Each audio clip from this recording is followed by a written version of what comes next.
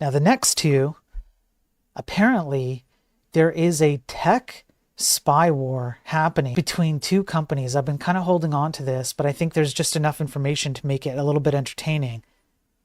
So it started with a company called Rippling, which is an HR company. They do things like manage your payments and vacations and things like that. And then another company called Deal, which is a rival company. And they've gone to court against each other, claiming corporate espionage. New spying claims emerge in Silicon Valley corporate espionage scandal. A bitter fight over alleged corporate espionage involving two of Silicon Valley's hottest startups took a twist when the one accused the other of spying. The latest claim comes after Rippling alleged earlier this year that a staff member had been spying on behalf of Deal. The employee locked themselves into a bathroom and smashed their phone with an axe when confronted with allegations, according to their own testimony. We've got like Mission Impossible style espionage happening here.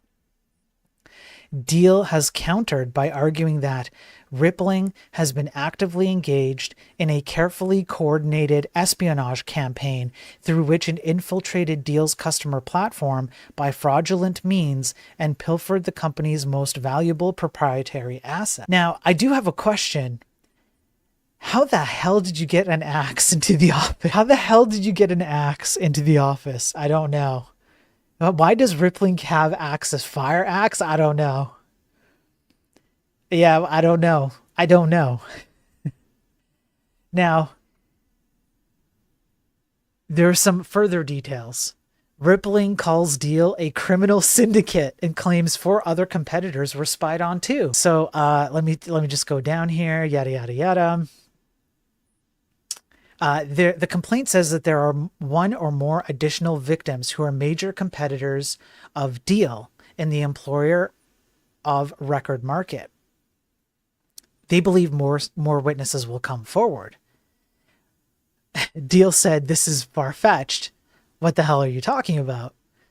So Rippling's amended suit also alleges that Deal's CEO, Alex Bouaziz, was the direct mastermind of it all, sharing screenshots of messages as its evidence. And although this is a civil suit, Rippling is now implying that this could be a criminal matter. So here's an exhibit from the court case. Okay. And somewhere down here, hang on. I believe, no, this is the head of sales one. No, this is not it.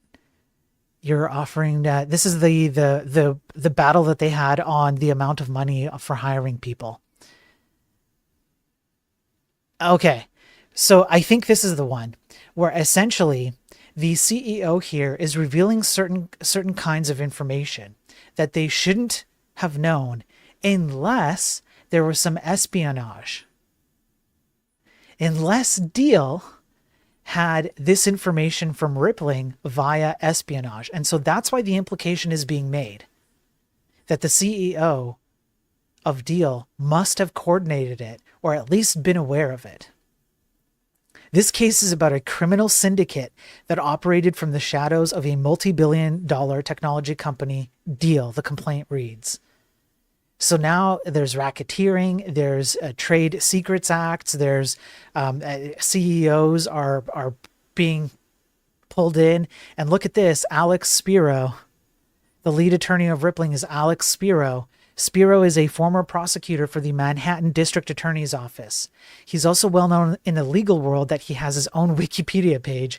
Using words like criminal syndicate in the civil case would be a deliberate choice. So this is kind of ballooning into something that, it seems like a Hollywood movie, right? It's absolutely ballooning.